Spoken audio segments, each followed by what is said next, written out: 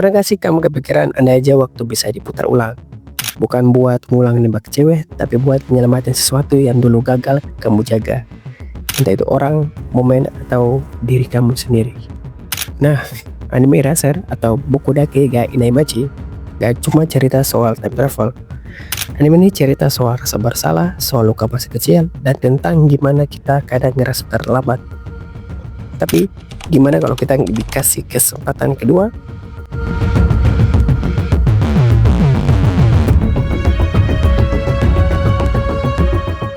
Satoru Fujima, seorang mas biasa yang hidupnya gitu-gitu aja.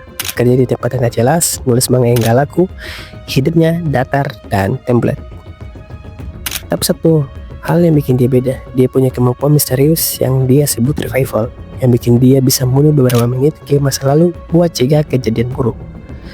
Tapi semuanya berubah total ketika ibunya dibunuh. Tiba-tiba revivalnya bukan mundur 5 menit, tapi balik ke tahun 1988 ke masa dia masih anak SD. Dan dari sinilah semua luka lama mulai kebuka lagi.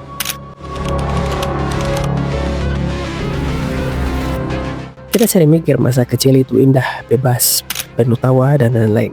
Tapi nyatanya nggak semua orang punya cerita kayak gitu.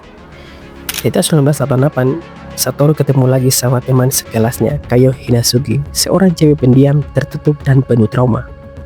Literally, dia korban kekerasan dalam rumah.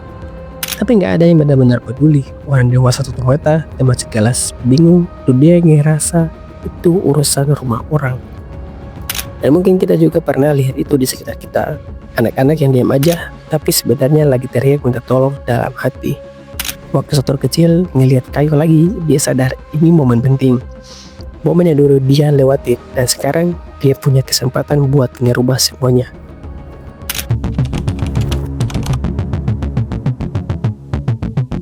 Pulang masa lalu kedengarannya keren, tapi Satoru balik ke masa kecilnya bukan sebagai anak polos, tapi orang dewasa di tubuh bocah 10 tahun. Kebayang gak sih bahwa beban pikiran orang dewasa ke dalam dunia anak-anak? Di satu sisi, dia harus tetap berperan sebagai anak SD, tapi di sisi lain, dia tahu persis siapa yang bakal hilang, kapan pembunuhan akan terjadi, dan di mana masa depan akan hancur kalau dia gagal. Tapi bukan cuma soal nyelamatin Kayo, dia juga lagi nyelamatin versi kecil dari dirinya sendiri. Anak kecil yang dulu cuma bisa diam, yang pengen bantu tapi nggak tahu caranya, yang nyesal seumur hidup karena pernah pasrah. Dan disitu kita semua bisa relate, karena di hidup kita juga banyak momen. Andai aja waktu itu dulu gue berani ngomong, atau kenapa waktu itu gue nggak ngelakuin apa-apa. Dari sini Eraser mulai ngena banget di hati.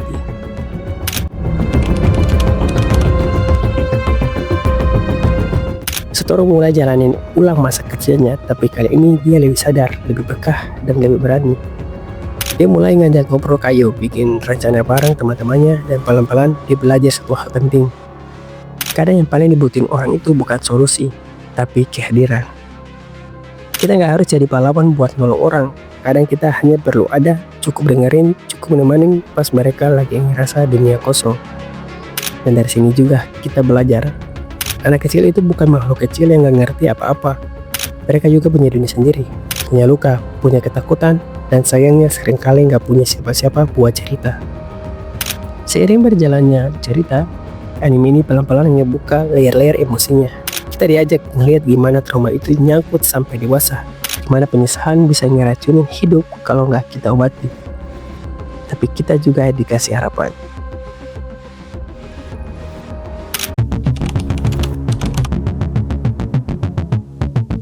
Tapi kita juga dikasih harapan buat masa lalu memang gak bisa dihapus, tapi kita bisa milih buat gak terus hidup di dalamnya.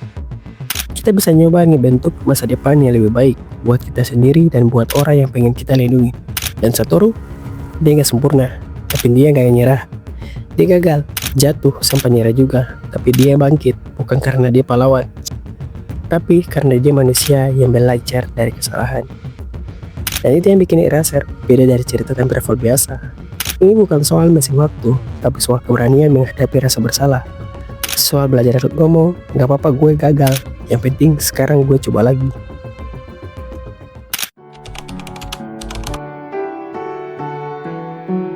Akhir kata, kita semua mungkin punya versi kecil dari diri kita yang belum sembuh.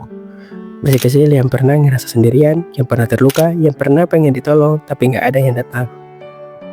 Dan lewat Irasar, kita kayak diingetin kalau kita nggak bisa nyelamatin masa lalu. Setidaknya, sekarang kita bisa jadi seorang yang hadir buat orang lain. Atau buat diri kita sendiri. Karena mungkin penyelamat terbaik itu bukan orang yang punya kekuatan super. Tapi orang yang cukup nekat buat bilang, gue gak mau menyerah sekarang. Sekian untuk video kali ini. Sampai ketemu di video selanjutnya.